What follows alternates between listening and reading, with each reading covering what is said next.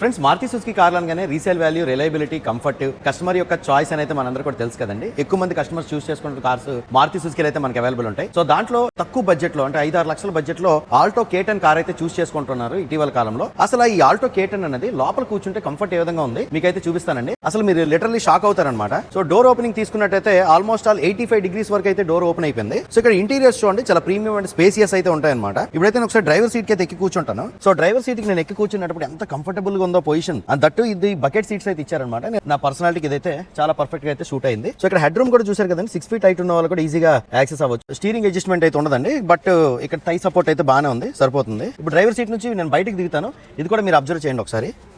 ఈజీగా అయితే అంటే మనం ఇలాగా ఎస్యూవీలు ఎక్కి కూర్చుంటే ఎలా ఉంటుందో అలా ఎక్కిపోవచ్చు, అలా దిగిపోవచ్చు అనమాట. ఇప్పుడు ఒకసారి కో పాసెంజర్ సైడ్ అయితే చూద్దాం. జనరల్ గా ఎల్డర్స్ ఉంటారు, వాళ్ళని హాస్పిటల్ గట్టి పట్టుకుని వెళ్ళడానికి ఇటువంటి కార్స్ అయితే యూస్ చేసుకుంటూ ఉంటాం కదా. సో ఒకసారి కో పాసెంజర్ కూడా ఎక్కి దిగుతాను. ఈ డోర్ అయితే చూసారు 85 డిగ్రీస్ వరకు అయితే ఓపెన్ అయింది.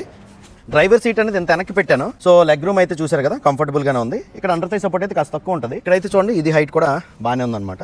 దట్టు దీనికి మధ్యలో అయితే చిన్న హంపై ఇచ్చారండి, అటు ఇటు ఈజీగా మనం మూవ్ అవ్వచ్చు అనమాట. సో బ్యాక్ సైడ్ అయితే మనకి ఇద్దరు కంఫర్టబుల్ గా కూర్చుని పోవచ్చు. ముగ్గురు అయితే చిన్నపిల్లడు ఎవరైనా ఉంటే ఈజీగా కూర్చుని పోవచ్చు అనమాట. ఇక బ్యాక్ సైడ్ నుంచి దిగడం కూడా మనకి ఈజీగానే ఉంటుంది.